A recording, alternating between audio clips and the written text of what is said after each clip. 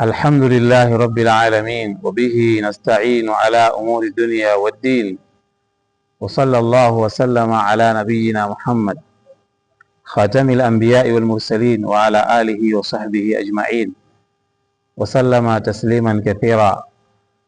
اللهم وفقنا لطاعتك وتمم لنا تقصيرنا وخواتم أعمالنا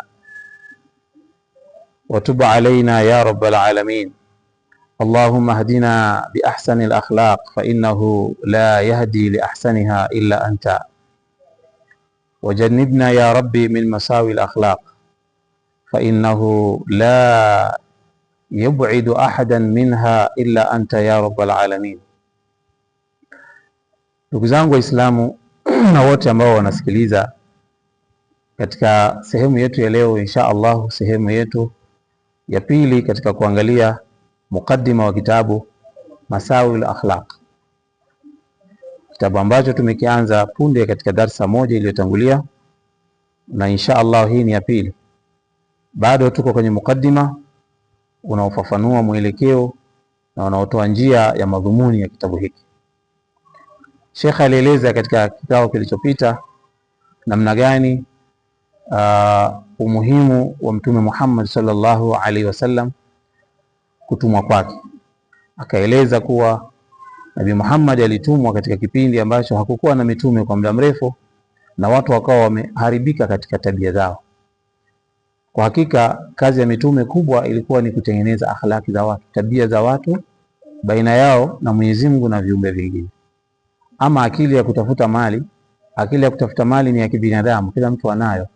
Uislamu umekuja tu ukatoa njia safi, mwongozo na sheria na kanuni za utengenezaji na utumiaji wa zile mali. Lakini kwenye tabia lazima zinyooshwe. Kwa hivyo mitume na vitabu vyote vinazungumzia kuhusu sana nafsi, sababu nafsi ndiyo injini na ndiyo chanzo cha mtu kuwa mzuri au kuwa mbaya.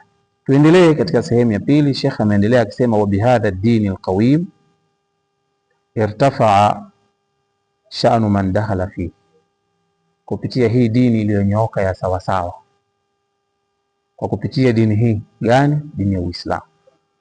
Irtafaa sha'nu man dakhala fi, hadhi na heshima ya mtu aliyeingia katika dini hii ndio heshima yake imekuwa juu sana, hadhi yake imekuwa juu sana, mtu aliyeingia katika hii dini.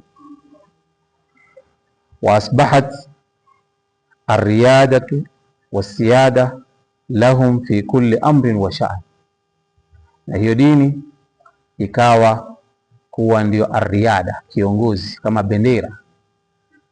Wasiyada imekuwa pia ni utukufu, lahum kwa wao, fi kulli amrin wa sha'nin, katika kila jambo la kawaida na katika kila jambo la heshima lenye hadhi ya juu.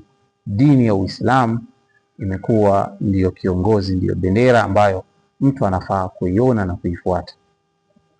Wa bihadha ad-din al-qawim irtafaa sha'nu man dakhala fihi wa asbahat ar-riyadatu was-siyadatu lahum fi kulli amrin wa sha'n. Fawasala ashabu rasulillahi sallallahu alayhi wasallam ila a'la darajati al-fadail al-khuluqiyya. Kwa kupitia dini hii, tukizungumzia dini na maana mafundisho yake yote ambayo yamo ndani yake. Wa asbahat wa fawasala ashabu rasulillahi sallallahu alayhi wasallam, wakafika masahaba wa Mtume sallallahu alayhi wasallam ila a'la darajati al-fadail al-khuluqiyya, wakafikia kiwango cha juu chenye ubora cha kitabia walizokuwa nazo. Kiwango chao kikawa kiko juu sana, mpaka akasifiwa mmoja na wote wakasifiwa na Mwenyezi Mungu Subhanahu wa Ta'ala kuhusu tabia waliokuwa nayo baina yao na Mtume na baina yao na viumbe wengine. Ni sidqin, katika kiwango cha ukweli, wa adli na uadilifu, wa amanati na uaminifu, wa mahabbati na mapenzi waliokuwa nayo baina yao kwa wao na mapenzi yao kwa Mwenyezi Mungu Subhanahu wa Ta'ala, wa wafain na utekelezaji wa ahadi, wa karami na ukarimu, wa shajaati na ushujaa wa kweli katika kuifuata haki na kuipigania haki, wa ikhlasin, na katika kiwango cha kuwa na ikhlas, usafi wa moyo, wa mutabaati lidini llahi taala, na kufuata dini ya Mwenyezi Mungu. Hizi ni tabia mfano, tabia zao njema walizokuwa nazo. Kama sehemu ya kwanza tulizungumzia mifano ya tabia mbaya walizokuwa wao wameziiga.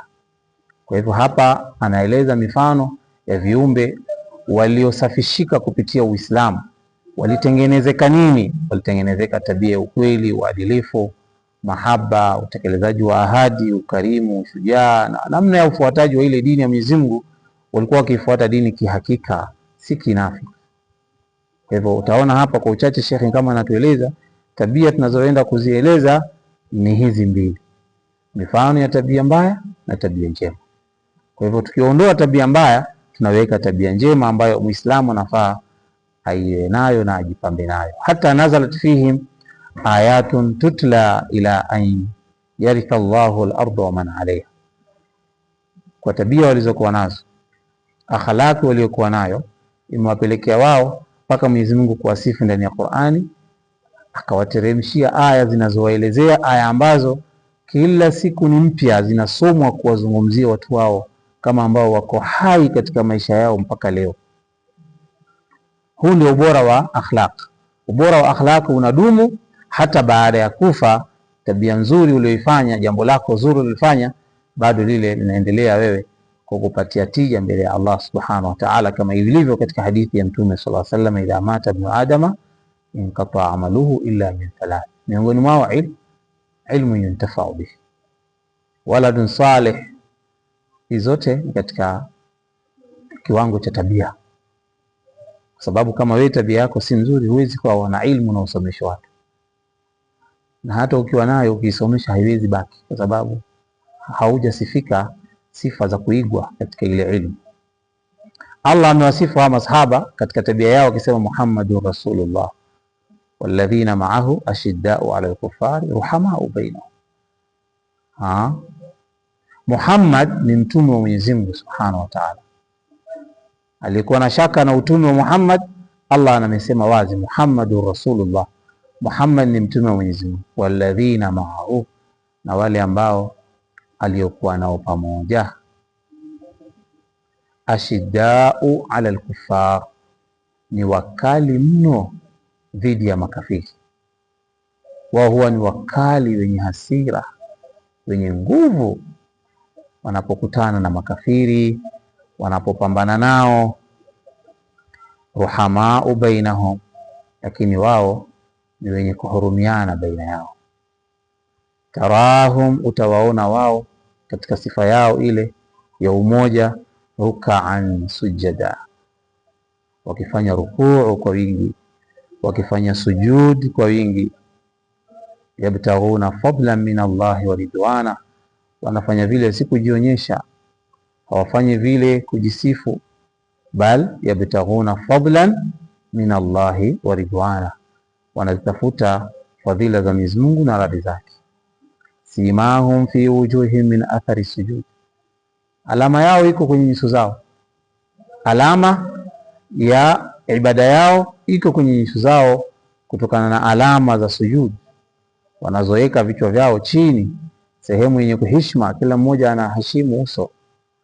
Kwa kawaida kila mtu katika viungo hivi anaheshimu uso wake sana, anaupatia nafasi kubwa sana, ana protect uso wake sana, ana protect uso. Chochote kikirushwa, kitu cha kwanza anakusanya uso wake, anahifadhi uso wake. Na huu uso ndio shape Mwenyezi Mungu pia ametusifu nayo, fi ayi surati mashaa rakabak. Mwanadamu wewe amekupa Mwenyezi Mungu sura nzuri aliyoitaka yeye Allah Subhanahu wa Ta'ala. Laqad khalaqna al-insana fi ahsani taqwim.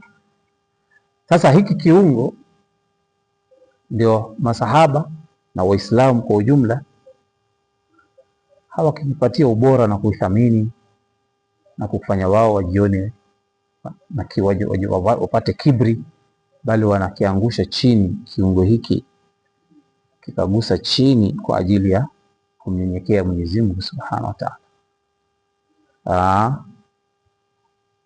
Kwa maana hiyo Allah subhanahu wa ta'ala ameendelea kuwasifu waja hawa. Tutaendelea inshallah kumaliza historia ya hawa masahaba katika aya hiyo na kuweza kujua thamani yao, na utaona miongoni mwa faida za akhlaq kwamba hawa masahaba Mwenyezi Mungu aliwataja ndani ya vitabu Taurat na Injili kabla ya wao hawajazaliwa. Viumbe hao watakuja hata kama kabla hawajazaliwa, Mwenyezi Mungu ametaja sifa yao katika Taurati na Injili. Insha Allah tufanye subra, tukipata nafasi kikao kingine tutakuja kumalizia maana ya aya hii na tuone dalili akhlaq walizokuwa nazo. Wallahu yaqulu al-haqqa wa yahdi as-sabil. Subhanakallahumma wa bihamdika nashhadu an la ilaha illa anta nastaghfiruka wa natubu ilayk.